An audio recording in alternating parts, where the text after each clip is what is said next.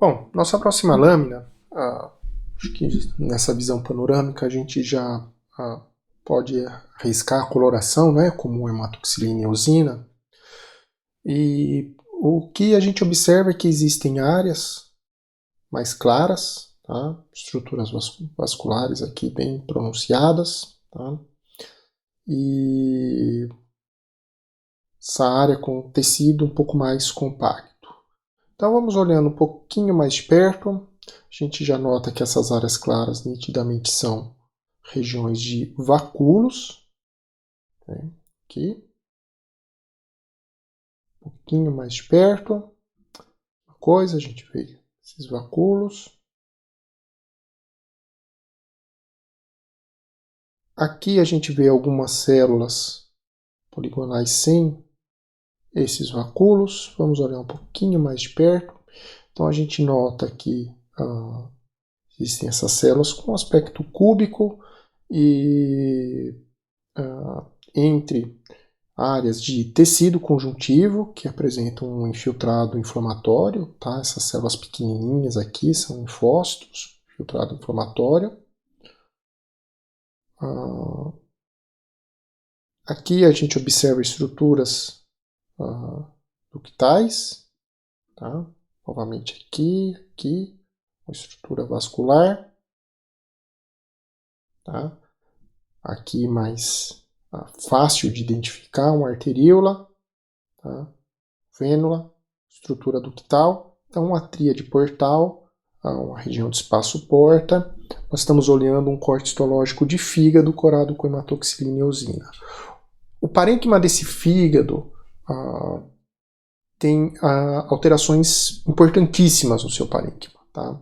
Existe esse processo inflamatório, essa deposição desse colágeno, esse desarranjo dos lóbulos hepáticos, tá? São difíceis de serem, a gente vê essas estruturas, tá? Tem muito tecido conjuntivo, excesso de tecido conjuntivo.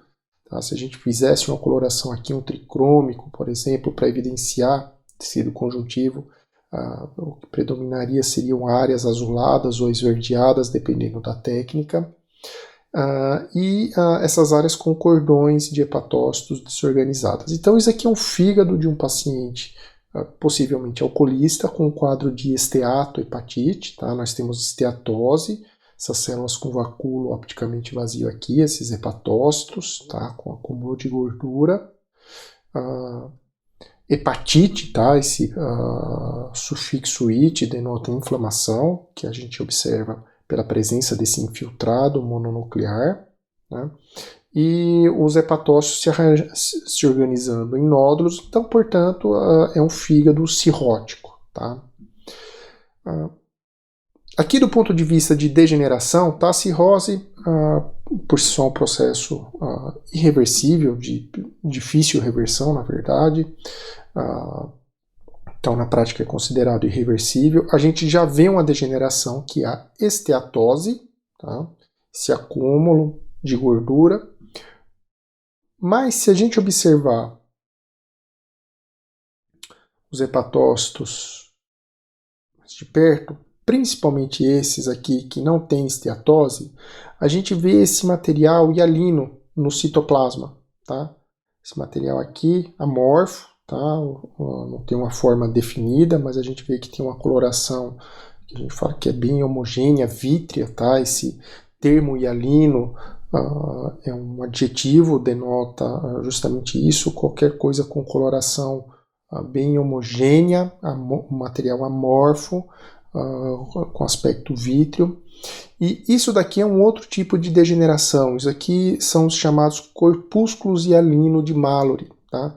Isso aqui são depósitos de proteína no citoplasma de hepatócitos, e isso é um processo que ocorre principalmente em alcoolistas, tá? E isso é decorrente de um defeito de conformação de proteínas, principalmente proteínas do citoplasma, filamentos intermediários, e como uma produção excessiva dessas proteínas com defeito, isso sobrecarrega todo o processo de degradação, tá? o proteassomo, a 26S, sofre uma sobrecarga, simplesmente não dá conta de degradar tanta proteína com uma formação, isso termina acumulando do citoplasma. E o aspecto clássico é esse aqui, esse material amorfo, perinuclear, o núcleo normal, tá? Aqui também. E isso também é um processo de degeneração, tá? Isso eventualmente é reversível. Uma coisa importante é que isso pode ocorrer, tá? Observe, por exemplo, essa célula aqui. A gente vê que tem a gotícula aqui de gordura e o corpúsculo hialino de Mallory. Então não é porque tem uma degeneração que não vai ter outra, tá? A gente pode ter mais de um processo se sobrepondo, tá? E a gente olha alguns depósitos mais extensos, ocupando área maior no citoplasma. Novamente aqui, ó, o mesmo depósito numa célula já com esteatose. Tá? Então a gente vê uma série desses depósitos por toda essa lâmina, tá? No interior dos hepatócitos. Aqui nessa região a gente consegue ver bem a esteatose microvesicular, que eu comentei na lâmina de esteatose, tá? Aqui está bem evidente isso.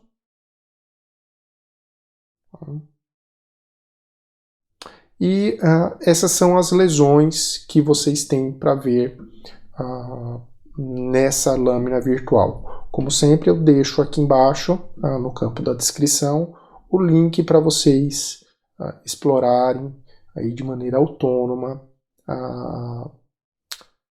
essa lâmina, essa preparação, e lógico, não deixem de enviar as dúvidas de vocês, tá? Bom estudo!